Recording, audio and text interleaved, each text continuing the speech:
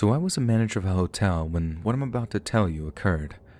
It was around 1 a.m. and no new guests had arrived for a couple of hours. It seemed like a pretty slow night. I was talking to one of the employees about how whenever a night is this slow or quiet, something bad usually happens. They said I was just being superstitious, but I've come to realize that usually is the truth. I've seen a lot during my 10 years as a manager. Plenty of domestic disturbances, fights in the hallways, drug deals gone wrong, and the list really does go on and on. But that night had to have been the worst. At around 1:30 a.m., after my coworkers were finally finished telling me how ridiculous I was being about the quiet night, I got a call from one of the rooms. I answered and was met with the voice of a little boy. He sounded maybe like 5 at the most, and he started telling me that he wanted his mommy and that I had to get her. I asked if he was okay, and he said yes, but just that he wanted his mommy. I started to get concerned, and just as I was going to ask what room number he was in, a man came to the phone, identified himself as the boy's father, and apologized for his son wasting my time. Before I could even get a word in, the line just went dead. We were old school, so we couldn't even tell what room he had called from. I got a little worried, so I started asking around to my employees to see if any of them remembered a man checking into a room with a little boy. I was having no luck until I asked our restaurant manager, and he said a man had come in with a little boy earlier that night and had used the voucher that we gave all of our guests. Thankfully, it was only a voucher used that day, and it had the room number on it. I grabbed one of the larger men that we had on staff and headed for the room. I had no intentions of confronting the man or even asking any questions. I just wanted to see the boy and make sure that he was okay. So I grabbed a few towels, told my employee to wait at the end of the hall, and I knocked on the door. A man answered. He was short and chubby and smelled horribly of just alcohol. Behind him on the bed was the little boy. He was so skinny I could see his ribs, and he looked like he was covered in bruises. I tried to act calm, and I told the man that I had the towels that he requested. He, of course, denied requesting towels and just shut the door in my face. I turned around and speed walked down the hall into the elevator. Once I was back at the front desk, I immediately called the police. I was instructed to act naturally and not make any further contact with the man to avoid him running with the boy. My heart was racing and I was sweating profusely as I waited for the police. They surrounded the building and came in by the dozen. I told them what room they were in and gave them the key. They had me come up with them in case there was a problem gaining access to the room.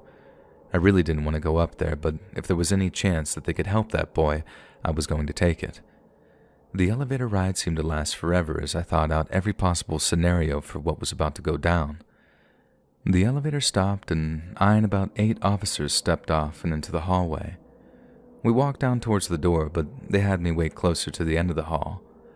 I was terrified when I watched them knock on the door and demanded the man to come out. He refused and said that he would hurt the boy if they tried to get in. At that moment, things became very real, and I believed him. They tried to negotiate with the man for almost an hour, but he was relentless and determined to stay in that room as long as possible. Finally, they decided to just rush the room. It almost felt like everything was in slow motion. There was a lot of yelling, paired with the sounds of things crashing around the room, and before I knew it, they were walking out with a man in handcuffs. Behind them came another officer running out with the boy in his arms. He could barely hold his head up. He was put in an ambulance and rushed to the hospital, and he later made a full recovery and was reunited with his mother later that morning.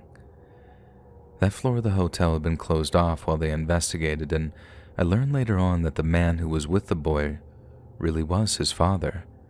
Apparently his wife was leaving him and taking their son because of his abusive tendencies, so he took the boy and threatened to hurt him if she left him.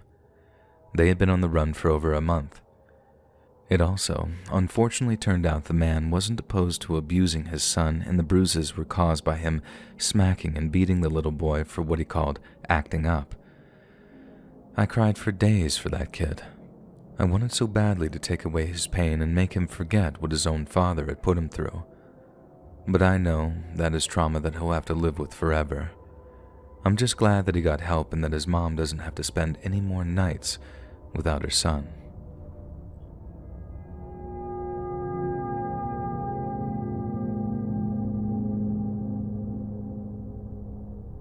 was 25 and decided to take a trip into the city after my mom's passing. She died unexpectedly and I still lived with her at the time. I needed to get out of the house. Everything inside of it reminded me of her. I chose a hotel that had a relatively good reviews and the price for the room was too good to pass up. I won't reveal the hotel's name for obvious reasons, and the main one being that I'm just trying to forget the experience altogether, and even typing out its name is hard for me. The hotel had an old-world charm that instantly drew me in. As I checked in, I couldn't help but admire how clean everything was. It was the kind of place that you see in postcards, and I was looking forward to getting to my room and finally being able to relax after everything I'd been through that month. My room was on the second floor, and it was nice to see that it had a view of the garden. The hotel staff was friendly, and everything seemed perfect. It started innocently enough.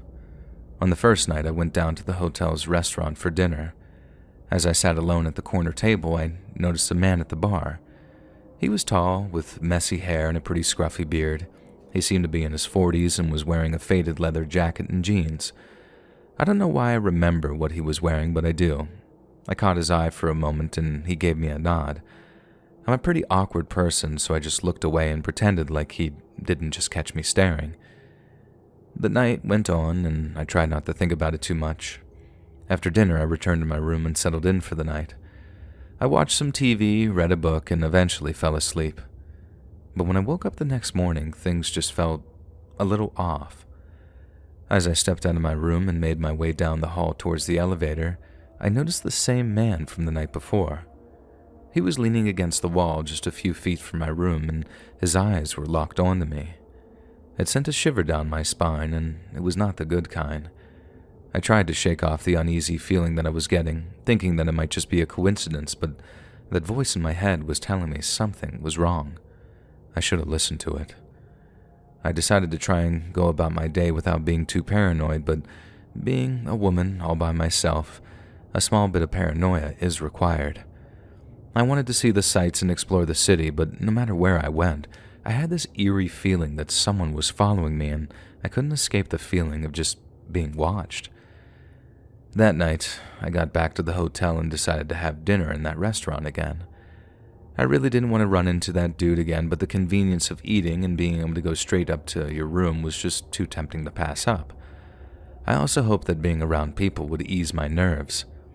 As I sat at my table, the same man walked in and once again sat at the bar, only this time, he was closer and he was facing me. He had a drink in hand, staring very intently at me. I tried not to look at him, but when someone is staring at you and won't even stop when you look back at them, you can't help but take a peek every so often to see if they're continuing.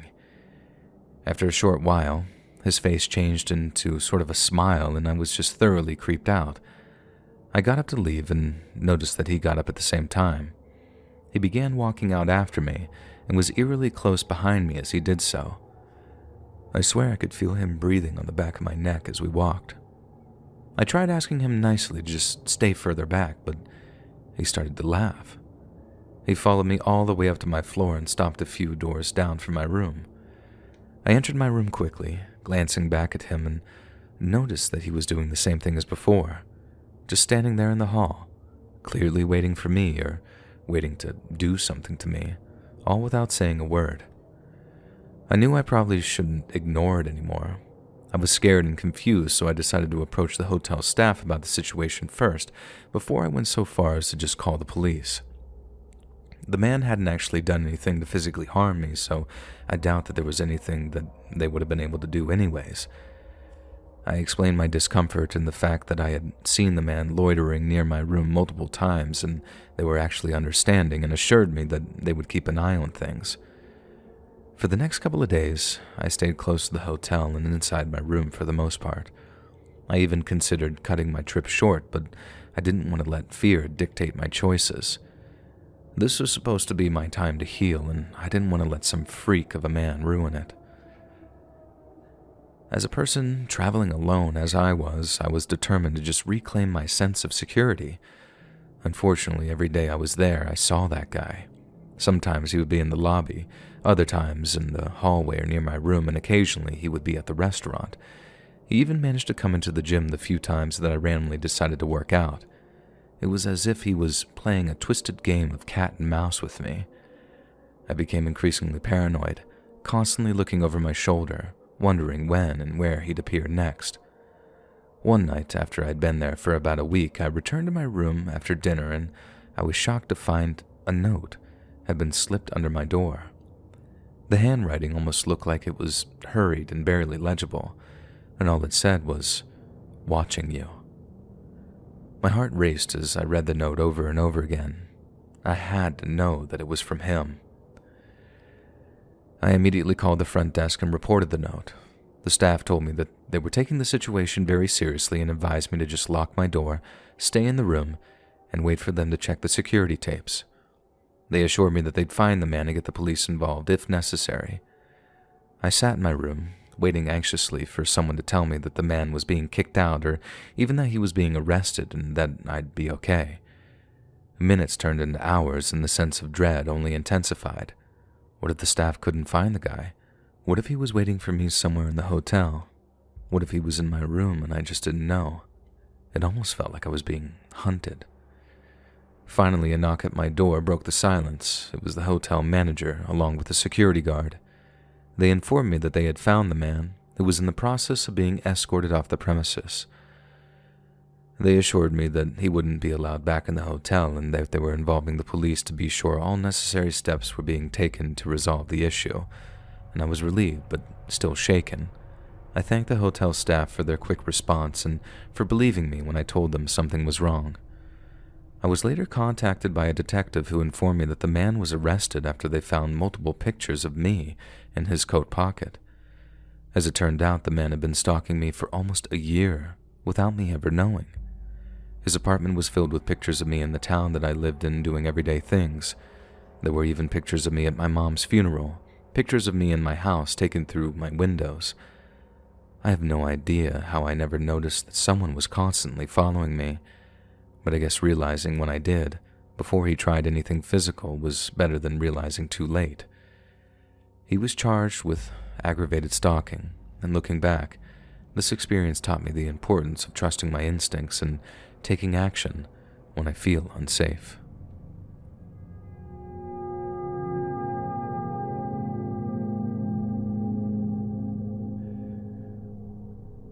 Working in a hotel isn't the most glamorous job in the world. It's actually pretty far from that. But when I needed a job, there was an opening at the local hotel that gave it to me right away. I was 18 and freshly out of high school, and I decided against college because I was in my do the opposite of everything your parents want you to do stage of my life. Granted, I know not everyone has to go to college to be successful, but in my case, I can't help but wish that I had. Maybe then I wouldn't have to go through all the horrible things my job brought into my life. There were small incidents that happened within the first few months that I found uncomfortable at best. Gross men hitting on me, asking me how much it would cost for me to join them for the night. Then there was the actual, physical, disgusting stuff. I worked at the front desk, but we were severely short-staffed constantly, so I did housekeeping for about a month. And let me tell you, it was truly horrifying. I've seen pretty much every bodily fluid on almost every inch of a room at one point or another. I finally had to tell my manager that I was going to quit if I had to clean another room, and he assured me that that wouldn't be necessary anymore and my job would be easy from there on out. It was around 2 a.m. during an intense snowstorm. No one had checked in for hours, and I figured the rest of the night would be relatively calm, maybe even quiet. I heard the door open and the bell that hung off of it rang loudly, and in stepped 2 guys. They were wearing large, heavy coats, and they stomped in their heavy work boots to get the snow off of them. They were laughing about something and immediately stopped when they saw me sitting at the front desk. Their smiles even dropped from their faces. They made a weird face at each other and walked up to the desk slowly. I put on my fake customer service smile and tried my best to seem friendly and helpful, but I was tired and worried it would show. They didn't have a reservation, so I booked them a room. Standard, 2 queen beds. I thought everything seemed pretty normal with them until as they were walking away, I heard them start talking about how good-looking they thought I was. and with me being freshly 18, I figured that was something I would have to start getting used to, so I brushed it off and continued on with my night. I was reading my book when I heard someone enter the lobby again. It was one of the men I mentioned before. He walked up to the front desk and leaned over it, getting way closer than I was comfortable with. He reeked of beer and cigarettes, and I asked him if there was anything I could help him with. I was hoping it was something simple and that he'd be leaving back to his room as quickly as possible, but life doesn't work like that. He told me the shower drain wasn't working in their room and that he needed someone to fix it immediately. I tried calling maintenance, but of course, they weren't going to answer. I politely told the man the soonest anyone was going to be able to fix it was the next morning. He started getting really mad, saying stuff like he was going to complain to my manager and leave bad reviews. By the time he started actually screaming, I decided it would be more worth it for me to check it out than deal with him waking everyone else up in the hotel. That would mean more complaints and me possibly even getting fired.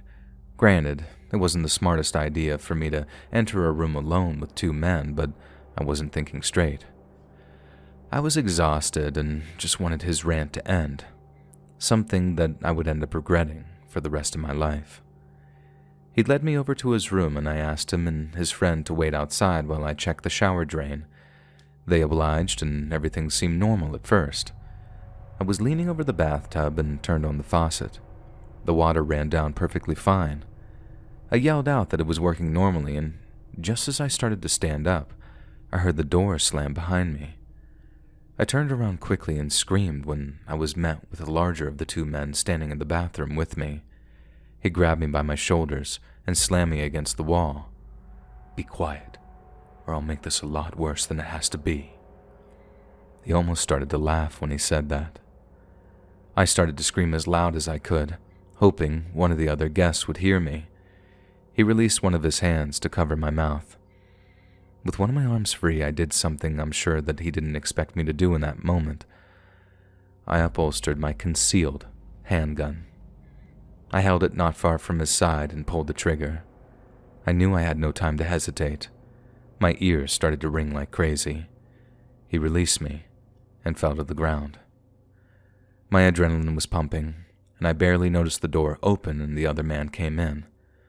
I pointed the gun at him and told him to leave or I'd shoot him, and he knew that I meant it when he saw his friend bleeding out on the floor in front of me.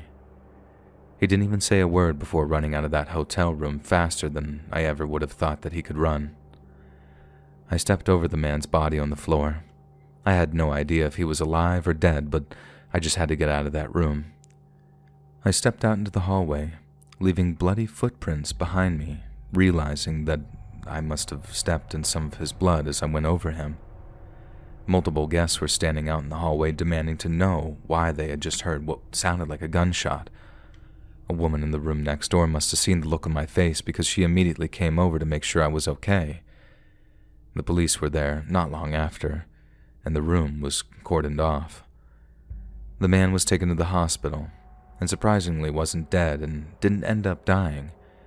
An investigation was done, but thankfully security cameras did show proof that I was lured into the room by the men, and they did re-enter after I asked them to stay in the hallway.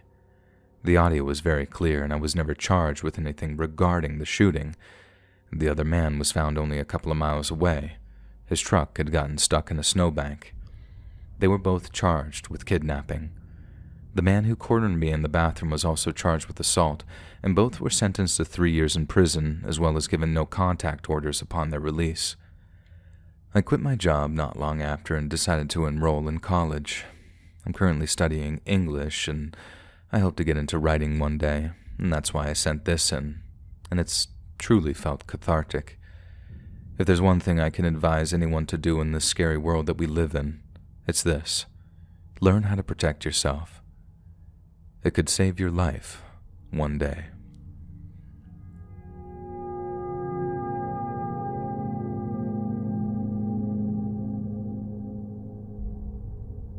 I remember it being a kind of cold night in October. The day had been long, and I was exhausted from a work trip that had me driving for hours. Now, for context, I was a somewhat smaller man and always considered myself a sort of pessimist. I decided to pull over at what looked to be just a run-of-the-mill hotel that was right off the freeway. It was one of those places that people on road trips could stay without having to drive into a big city to get a few hours of sleep. The hotel looked like it had seen better days. The sign outside read vacant, and I didn't have to wonder why. The parking lot was practically empty, save for a few rusted-out beaters. I parked my own car and made my way to the lobby. Inside, I was greeted by a sort of disinterested clerk who was too busy paying attention to his phone to even look up at me. I paid for a room and was handed a key, barely receiving a word during the whole interaction. It was kind of weird. As I made my way to the room, I couldn't shake the feeling that something was really off about this place. But I was too exhausted to care, though. My room was no better than the rest of the place, and the curtains were torn and stained in multiple places, and the air smelled like mildew. I decided to take a quick shower and just practically collapsed on the bed. My plan was to catch a few hours of sleep, wake up, and get out of there before sunrise. I must have slept for no more than an hour when I was jolted awake by a loud argument coming from the room next door. It sounded like a couple people arguing over something I couldn't quite make out. I got out of bed and pressed my ear against the really thin wall that separated our rooms, and I could hear this sort of muffled, "Where's my money, Dirk?" It was a very gruff voice demanding this, and I remember specifically someone saying back, "I swear, Joey, I'll get it to you by tomorrow." And the other guy, who I'm guessing was probably that Derek person, sounded incredibly scared. It was kind of surreal in the moment, and I could hear the conversation escalating, and it became clear that someone was going to get hurt. I knew I had to do something, but fear pretty much had me frozen there. I contemplated calling the police, but didn't have any concrete information to really provide them, and not to get political either, but I also know police can also just make situations worse. And just as I was considering my options, the argument turned violent. I heard a loud crash echoing through the walls, followed by what I can only assume were punches being thrown. Again, the walls were almost paper thin, and I could hear everything. Am I completely sure I heard punches? No. But one can assume, considering that they were both just yelling at each other. Derek clearly didn't have the upper hand. I exited my room and sort of just tiptoed to the door, peeking through the peephole in the neighboring room. The hotel was old and obviously didn't bother changing to one-way peepholes, and what I saw at that moment gave me chills. Derek was being held down by two men, both much larger and a lot scarier than he was. He was bruised, and there was blood dripping from his nose and out of his mouth. His eyes were swollen shut, and tears were running down his face as I could now hear him begging for his life. The men had their backs to the door, and I knew that I had no choice but, at that moment, to contact somebody. It would have been wrong for me to not set my own personal opinions aside when someone else's life was in danger. I went back to my room, immediately grabbed my cell phone and dialed 911, and I whispered to the dispatcher about the situation. I explained my location as best I could. It was hard considering I didn't know the area at all. My heart was pounding in my chest as I crept back to that peephole, trying to just keep tabs on the nightmare that was happening right next door. And just as I looked, I saw one of the men draw a gun from his waistband. Panic surged through me, and I sank to the floor. I was scared and couldn't risk them seeing me or hearing me through the door. The sound of those gunshots pierced the air, and I could hear Derek's screams of agony. Tears started to well up in my eyes as I felt completely helpless, and the minutes dragged on as I huddled on the floor just inside my room. The sound of Derek's suffering was one of the worst things I'd ever heard. He was moaning and crying out in pain. I listened as the other men made fun of him.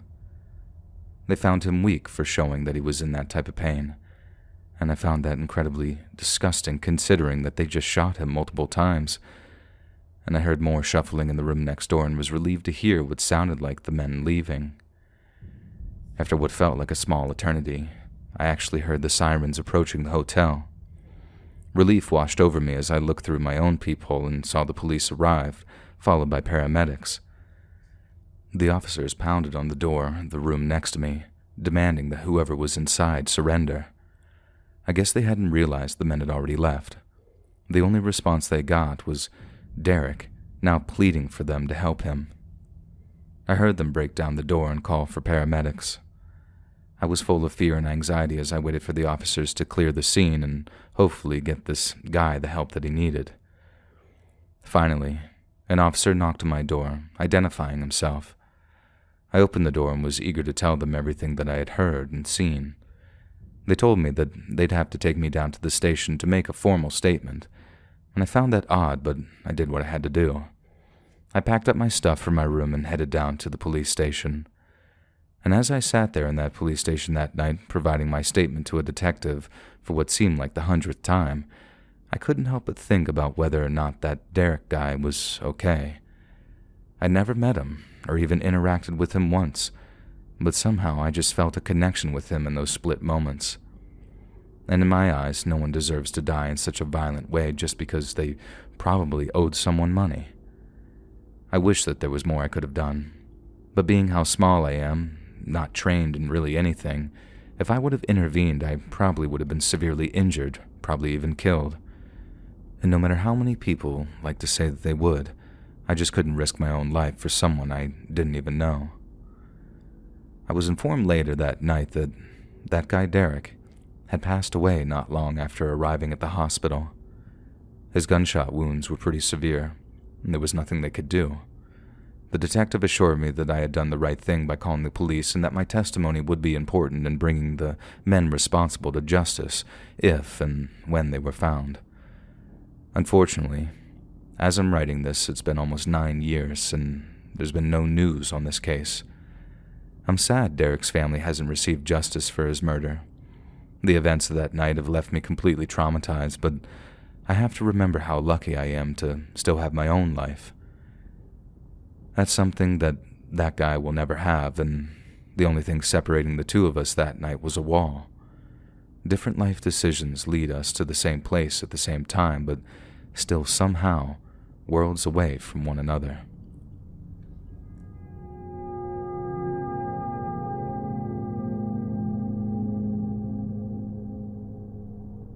So, just to kind of give you a picture, I'm not a small woman. I'm over 6 feet tall and I weigh around 200 pounds. That, paired with the fact that a lot of that weight is muscle, doesn't make me the most obvious target. But even though that's what I always told myself, it didn't make it true. I guess in the eyes of an evil man, a woman is a woman, and I was in the wrong place at the wrong time. I had something he wanted, and I think we all know what I'm talking about without me having to say it. I usually work from home, but every so often I have to take a refresher course with my company so they can make sure that I still know what I'm doing and track my progress. I think it's a little unnecessary for someone who's been doing the job for 10 years like I have, but I understand it's part of making sure the company runs smoothly, and if I have to sacrifice one weekend every 6 months, I try not to complain. They always set me up in a relatively nice hotel and give me vouchers for food, so it's not too bad. Only this time, when I got the email about having to take the course, I wasn't too pleased to find out that I'd have to drive into the city during a storm. The course was around 3 hours away, and the drive kind of sucked already, but it had to be done. I took my time getting to my hotel. It may have taken me double the time to get there, and I drove way slower than I probably needed to, but I wanted to get there in one piece and was happy when I finally pulled up to my destination, exhausted but happy. The rain was still coming down like crazy. It almost felt like it was following me. I was actually pretty upset when I got out of the car and found myself standing in front of a gross, sleazy motel. There was some seedy characters standing out front, and there was not one single bit of me that wanted to spend the night there. But seeing as it was already 10 p.m. and I didn't have the means to stay anywhere else, I really had no choice. I walked into the small room that would usually be called a lobby, but calling that would be an insult to lobbies everywhere. It was just a room with a guy sitting in a recliner with a laptop and a TV tray. I told him I was checking in and gave him my name. He asked if I was traveling alone, and I instinctually said yes, my first mistake. He asked for payment, and I quickly explained to him that my company was paying for it. I did notice a brief moment where he looked a little confused, but he wiped that look off his face within seconds and apologized and said that he had forgotten. He typed something into the computer and told me that I was good to go. I was given the key to my room and a small paper map on how to get there. I opened the door to my room and was immediately met with this stench of cigarettes. My mom smoked when I was a kid, so the smell didn't bring back any happy memories, I'll just say that. I closed and locked the door behind me, and everything in me told me to turn around and get back in my car and just go home. But I liked my job and didn't want to risk losing it. I inspected the gross comforter and just ended up taking it off the bed altogether. I sat down on the sheets and decided to call my boss to ask why they put me in such a disgusting place. I knew it was late, but she and I had become pretty good friends, which made me feel like calling at that hour wasn't completely unprofessional. The phone rang over and over, but she never answered. I left her a message and hung up the phone, and I just sat there in silence for a while. I didn't want to lay down in that bed or even take my shoes off in this place. I was pretty sure that there was a blood stain on the pillowcase, and I knew that there was a 99% chance that if I looked to see if there were any bed bugs, I'd probably find them. And after around 30 minutes of contemplating what I should do, I decided to sleep in my car would probably be better than spending any more time in that room, so that was exactly what I did. I grabbed my bag and exited the room as quietly as possible. I was grossed out beyond belief, but I still wanted to be courteous to the people in the rooms around me and not wake them. When I closed the door behind me, I was relieved to see the men that were standing a few doors down when I had pulled up were no longer there. I know you shouldn't judge a book by its cover, but being cautious isn't a crime. I loaded my bag into my car and hopped in the back seat to try and get some sleep before the refresher course the next day. I don't know how long I was asleep before I was woken up by the sound of men talking not far from where I was laying in my car. I peeked out from behind the driver's seat to notice the man who checked me in earlier standing outside the room that I had abandoned not long before. He was talking to the other two men that I had seen when I pulled up. I watched them and was horrified when he pulled out a key and began unlocking the door to my room. I could have tried to make excuses for what they were doing, but in that moment, my heart was going so fast that it was obvious. They turned the knob slowly and crept in without turning on the light. I realized quickly that the second they figured out I wasn't in there, my car would be the first place that they'd looked and I'd be in danger. I tried my hardest to be as quiet as I climbed back into the front seat of the car. I turned the key in the ignition and heard shouting and saw the lights go on in the room. The three men came running out, shouting something at me in a language that I didn't understand in that moment. The car wouldn't start. It was completely dead. I tried over and over, but nothing was happening. The men approached my window and told me to get out. I obviously wasn't planning on doing that. I took out my phone and I began dialing 911. Thankfully, the operator answered and I frantically told her what was going on and where I was. She told me that the earliest an officer could get to me was about 20 minutes. Apparently, services were delayed because of the storm.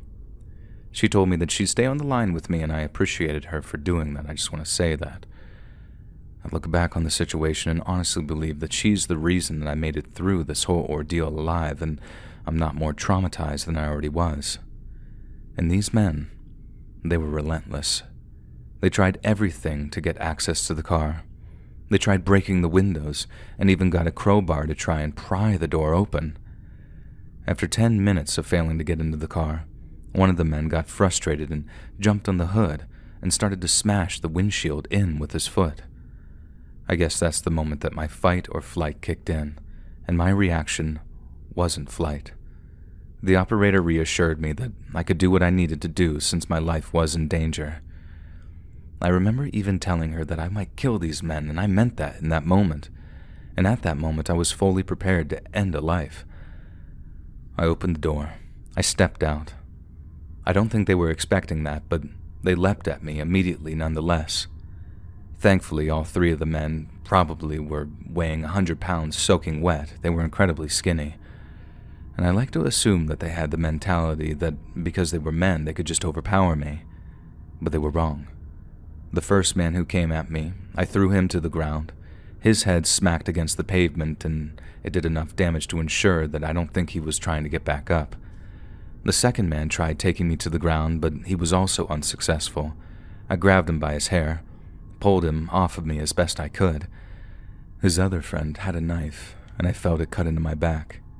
The pain wasn't too bad, but the shock of it led me to let go of the man that I had previously gotten a hold of, and before I knew it, I was on the ground being kicked. I was trying to protect my head, mostly out of instinct. At that moment, from my periphery, I could see the blue and red flashing lights in the distance, and I felt a relief wash over me even as I was being beaten. I reached my arm out and grabbed one of the men by the ankle. I pulled on his leg as hard as I could, and he eventually fell to the ground. The other man ran when he saw the police, and out of pure adrenaline and anger, I got up and just started pounding down on this now defenseless man in the face, over and over and over. We were just both soaking wet from the rain, and his blood was starting to come off of his face into the asphalt, and I didn't even hear the officer telling me to stop in that moment. I just felt a hand on my shoulder and turned and saw their face. The man that I had beat was now unconscious, and they eventually took him away in an ambulance. I was also taken to the hospital. The beating I took caused some serious bruises and the cut, but thankfully there were no major injuries. I got around 10 stitches on the wound on my back. It wasn't pleasant, but I was just happy to be alive. My manager ended up calling me back not long after I had gotten to the hospital. She was completely frantic and had no idea what I was talking about in my voicemail. She said that she had booked me at a really nice hotel in the same city, and she had no idea why that I had ended up where I did. She sent me the info to the correct hotel, and I realized immediately what happened. Both places had the same name, but just a kind of different spelling, and I ended up at the wrong place. The guy in the lobby had a confused look on his face because he actually didn't have any idea what I was talking about. He just pretended to so he could check me into a room that he would have access to. Single female, traveling alone, the perfect target. The drive home in a rental car later that day after being discharged from the hospital, and I decided to take some time off from work. My car was towed back into town and repaired at the expense of the company that I worked for.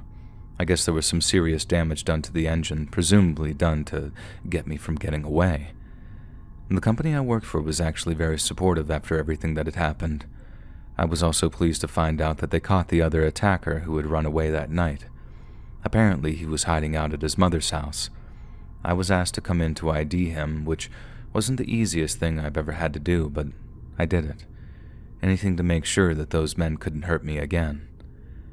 I guess this wasn't the first time something similar has happened in that motel, only they could never really prove it before my incident, and many of these men were just some strung-out drug addicts, hence why they were so small. The trial had been delayed due to the lockdowns, but they were all charged with attempted kidnapping and aggravated assault and are actually currently awaiting trial in jail. I'm hoping for justice, and for all 3 of those men to spend a good amount of time behind bars.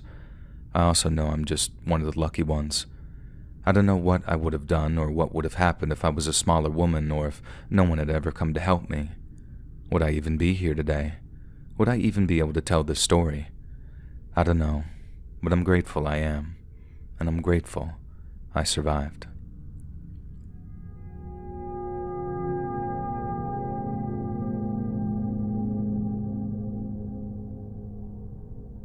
So I was staying at a hotel with my mom when I was around 16. We were in town for a concert, and I really wanted to go swimming at the indoor pool, but my mom was adamant that she didn't want to go with me. I told her that she didn't have to and that I could go alone, but she was hesitant about that. She thought that I was going to get kidnapped or something, but I thought that she was just being overprotective and ridiculous. I got my swimsuit on and told my mom that I was going to the pool whether she liked it or not, and she yelled at me that I was being some brat, and I slammed the door behind me. I made my way downstairs and through the hall that led to the pool. I needed a room key to get in and was glad that I had one on me. I entered the pool room and was kind of disappointed to see so many other people in there. There were at least 10 kids in the pool and even more adults in the hot tub. I didn't want to go back to my room though because I knew my mom would make some snotty comment and I just really didn't want to hear it at that moment. I set my stuff down on a nearby chair and decided to go in the pool.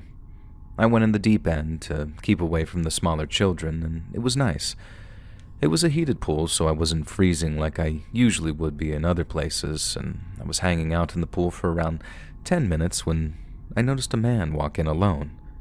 He was probably in his 60s, I would say, and I remember feeling kind of creeped out by him just on the initial glance. He hadn't done anything, or he didn't even really look at me. It was just sort of a feeling that I immediately got from him. A feeling that you get when you know someone had bad intentions without really having to do anything. He got into the pool and made his way over to the deep end near me. He was only 5 feet away when he started making some small talk with me. He was asking me questions about school and just different things that I was interested in. I tried ignoring him, but he was adamant on getting me to talk to him. I tried politely telling him that I don't talk to strangers, but he did the thing that creeps always do and introduces himself, saying that we weren't strangers anymore, almost like Pennywise, and he starts to laugh. I was getting weirded out to the extreme and told this guy to just please leave me alone, and I got out of the pool and actually decided to jump in the hot tub. I thought maybe that I'd be safer around some adults. I was horrified to see the man get out of the pool and slip his gross body into the hot tub. He sat right next to me and made this moaning sound and mentioned how great the water felt. I knew that that was just an excuse for the sound that he made because he did it only when his leg touched mine. I moved to the other end of the hot tub and he made a face at me like he was sad or something. I sat there trying not to look at him and just enjoy being in the warm water, but he had to ruin it by being a creep again. I felt someone's foot touch mine. It was like a caressing feeling, not just an accidental touch. I couldn't see through the water because of the jets creating the bubbles, but it was obvious who it was. I looked up at the man and he had this almost smirk on his face, and he actually mouthed something at me that I didn't pick up at first, but when he did it a second time, I understood him perfectly. "You like that?" I stood up out of the water at that moment and yelled at him, calling him a pervert. He seemed offended, and I told the adults in the hot tub what he had just said to me and how he was trying to play footsie with me, and thankfully a few of the other men got the man and actually took him out of the pool room. I thanked them, and they assured me that I would be safe in there with them.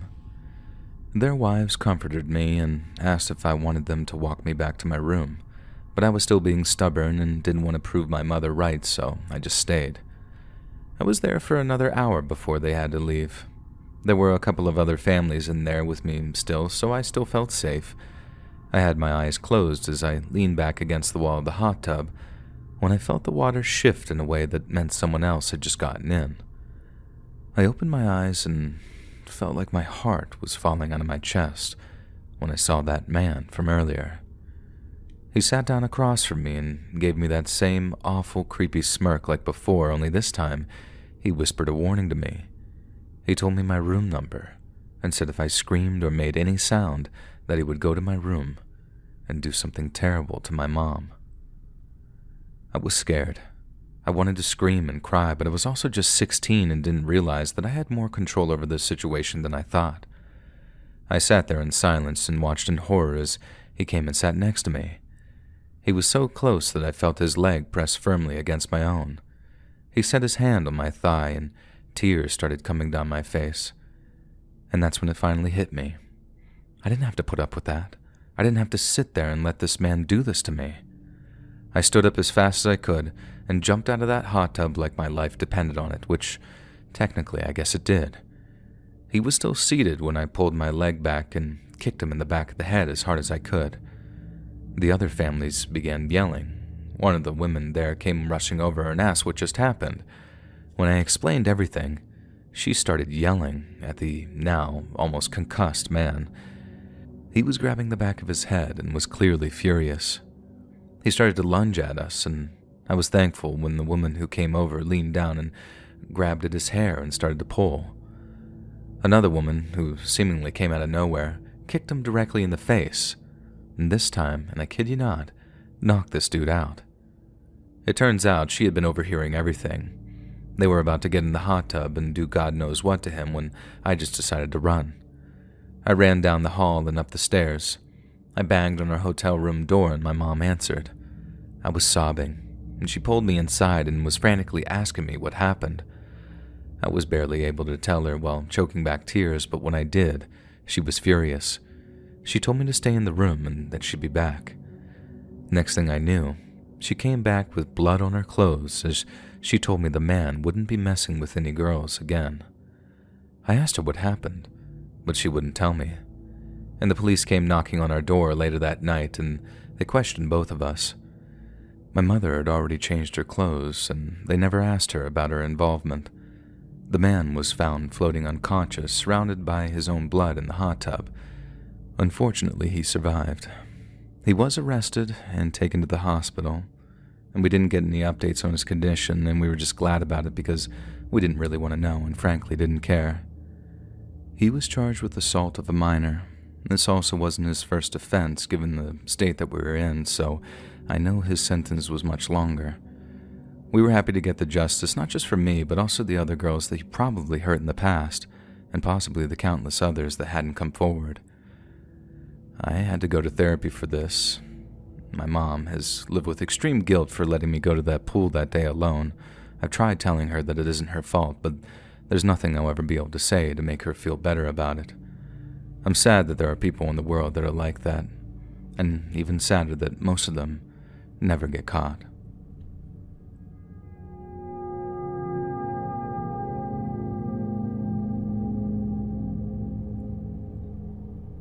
So it was the summer of 2012, and I was in my early 20s, living in a small town that seemed maybe a little stuck in the past.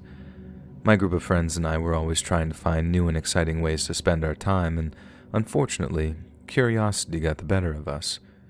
You see, we heard rumors about an abandoned hotel on the outskirts of town, and we decided that it might be interesting or even a little creepy to go exploring it. I guess when you're bored of your mundane life, even something terrifying is better than staying in bed all night. Little did we know that this decision would lead to a night that we would never forget. The hotel had been vacant for as long as I could remember. It was a massive, imposing building that stood at the edge of the woods, gradually being consumed back by nature. The plants surrounding it were so overgrown that it was almost hard to even find a way in. Stories about the hotel varied from person to person, but one thing was consistent. You were never supposed to go there after dark. But we were idiots and figured that we had some kind of strength in numbers, so we packed our flashlights and headed out just as the sun was setting. It was really foggy that night, I remember. My friends and I gathered at the edge of the woods, and I remember my heart was beating really fast at that moment. I started getting second thoughts about being there, but everyone was so excited. I didn't want to be the person to bring everyone else down. As we approached the hotel, our initial impression was that it was just a really eerie structure and that it probably wasn't as dangerous as everyone made it seem. I even thought that maybe it was just a scary story our parents would tell us to just keep us from actually going there. Its windows were all shattered, and the once grand entrance was now just this huge gaping hole. The graffiti-covered walls and the overgrown bushes added to the already very creepy vibe that I was getting from just stepping foot inside the building. We cautiously entered, flashlights in hand. Inside, the lobby was filled with torn-up, old furniture and the faded wallpaper peeled away from the walls. We kept talking to each other about what it must have been like when it was open, and how weird it was that it was just left to rot. We explored the ground floor first, poking our heads into the dark room. My friends started telling ghost stories to try to freak the rest of us out. Every creaking floorboard made us jump, but we laughed it off as we made our way up the steps to the next floor.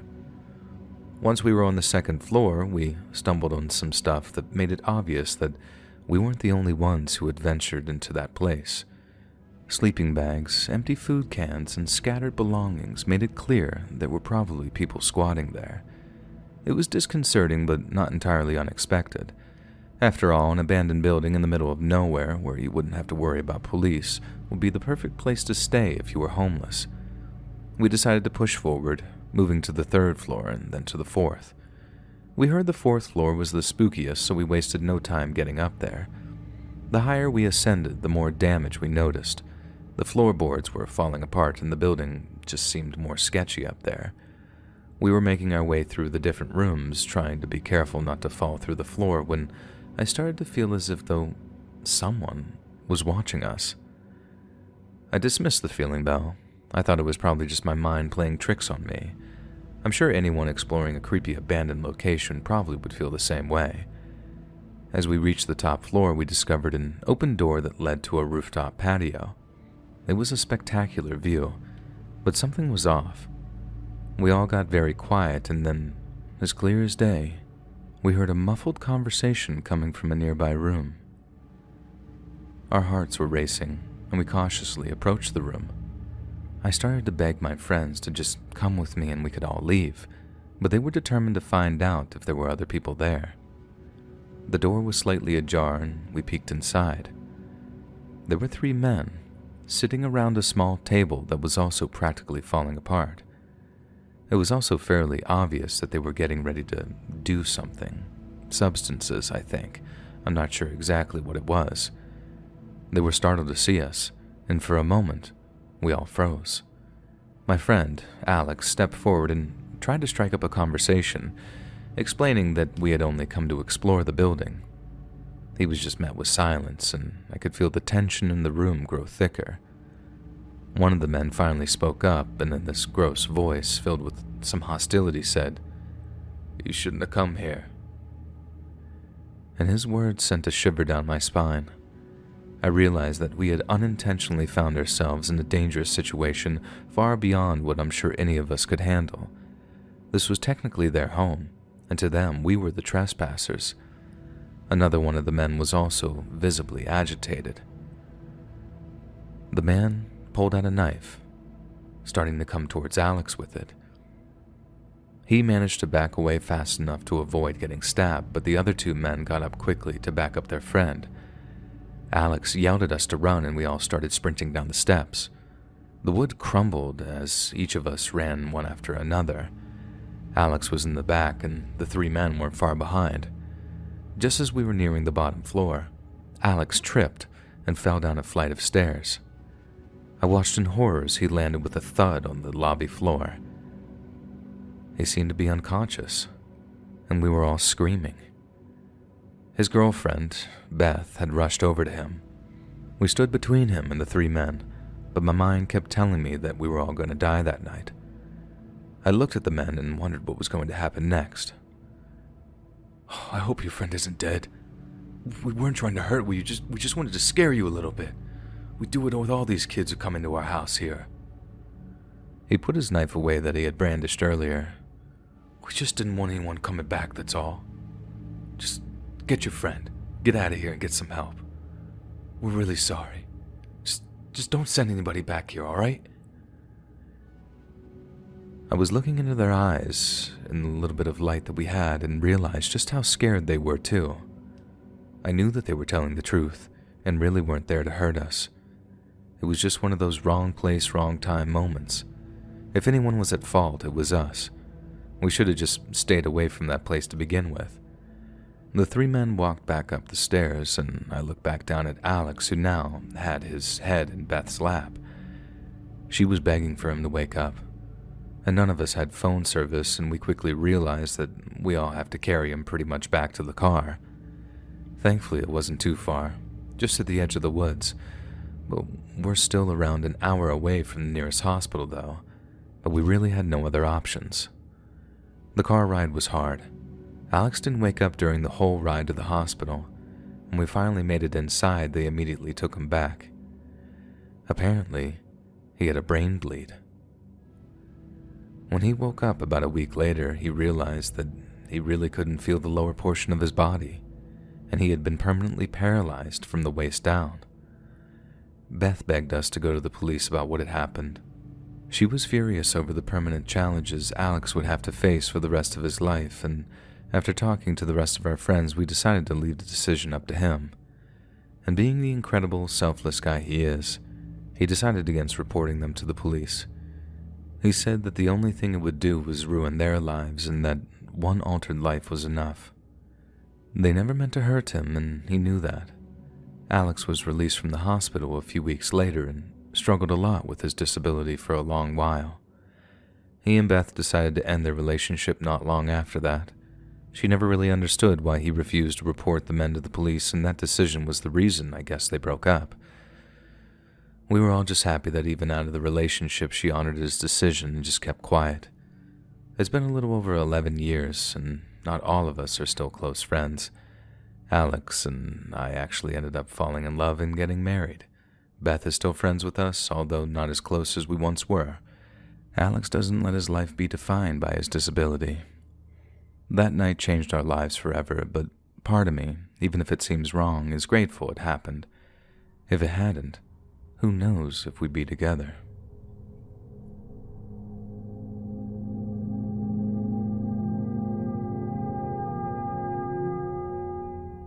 So long story short, I was kidnapped. It wasn't something I'd ever expected to happen to me, but it did, and it was the most horrific thing I'd ever been through, and the memories of that day have stayed with me even years later. Now, I feel like I should give some background. I was 25 and I had just quit my job. It was a boring cubicle job that made me feel like part of me was just dying inside. No offense to anyone with a similar job, it's just that mine was so boring and so monotonous that I had actually started to just hate my life more and more every time I went in there. So, I quit without even giving 2 weeks' notice, booked a plane out of the country that left the next week, packed a small bag of essentials, and set off to do a solo backpacking trip. I don't want to mention the country that I went to because I don't believe it's an unsafe place to visit, and I don't want this story to hurt its reputation in any way. I got off the plane and headed to the hostel that I had booked the day before. I walked in, and it was gross, like all the reviews had actually said, but I couldn't afford anything else in that particular country. I got into my bed and fell asleep. I was really hoping that one good sleep would get rid of the jet lag, that I would be able to function properly the next day. I woke up at around 5 a.m., which wasn't too bad. I wanted to sleep a little later, but my brain wouldn't let me. I got out of bed and grabbed my backpack and headed out for the day. The goal was to try the local street food. I watched a lot of videos about how great it was in that country and figured it was probably one of the safer things that I could do as a solo traveler. I spent most of the morning trying to find somewhere that was serving food early, but didn't have much luck. Throughout the day, I noticed a lot of the locals staring at me as I walked the streets of their country completely alone. At around 2 p.m., I found a vendor along a busy street that was selling a type of fruit that I'd never tried before. I bought some and sat on the curb a few feet away, and the fruit tasted amazing. After a couple of minutes, something seemed really off, though. I started to feel nauseous and had this feeling of being intensely tired. I tried to stand up. I thought maybe walking around would help, but when I lifted myself off the curb, my legs felt like jello beneath me. I fell back down and started to call out for help. I was going to black out, and I knew it. I knew that would be pretty bad considering that I was completely alone and no one was ever going to come help me, and just before my eyes closed, I saw people pull up in front of me. The door opened, and a couple of men got out and stood beside me, and it was at that point that I lost all memory. I woke up in what looked to be a relatively nice hotel room. There were 2 beds, a large flat-screen TV, and a large bay window that looked out onto the city. I could tell that we were in a room high up in the building, so there wouldn't be an option to escape through that window. I looked around the room to try to see if there was anyone else in there, but I was sitting next to a dresser and couldn't see the door that led out onto what I'm guessing was the hallway. I spoke out. "Is anyone there?" "Be quiet. He'll hear you. It's better if he thinks you're asleep." I could hear the voice that had answered me, but couldn't see the person. I knew it was a woman, and she seemed to have a slight accent. "Who's he?" Now, I was desperate to know more, but she just shushed me immediately. "Please be quiet. We'll both get in trouble for you talking." So I stopped.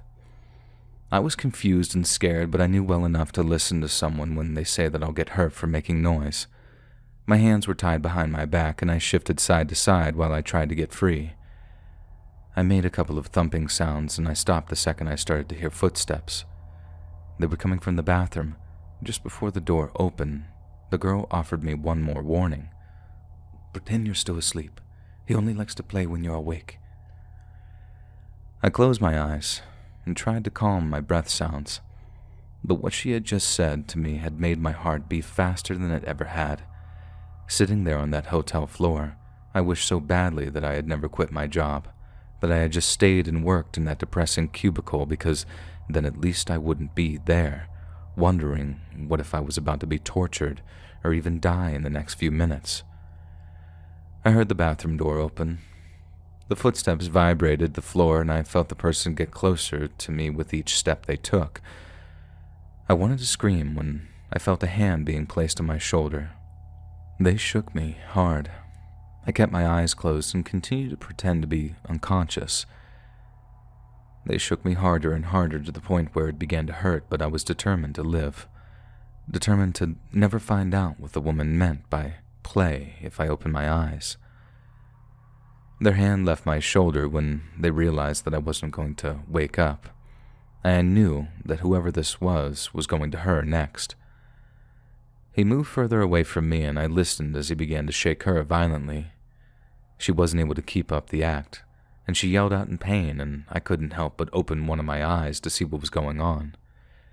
This man was large, tall and heavy, and I was scared when I watched him carry her away. She was just some petite woman, dirty and disheveled, and she looked like she had been there for quite some time, and the man's back was turned towards me as he brought her into the bathroom. She looked me in the eyes and mouthed 2 words at me: "Get out." The door closed behind them, and hearing her beg him not to hurt her made me want to cry. Loud music started to play behind the door, and I knew that if I was ever going to get a chance to escape, it was going to be that moment. I was able to stand up by leaning my back against the wall and sliding myself up. Once I was on my feet, I quietly made my way over to the door. There was one lock, and I had one chance to open it and run for my life. I wasn't sure if the man was going to be able to hear the door open, but if he could, I had to act fast. I held the lock between my teeth and turned it until I heard it click. I turned around and grabbed the handle with my hands still tied behind my back. The handle turned and the door opened. The music in the bathroom suddenly stopped, and I knew at that moment that I needed to run.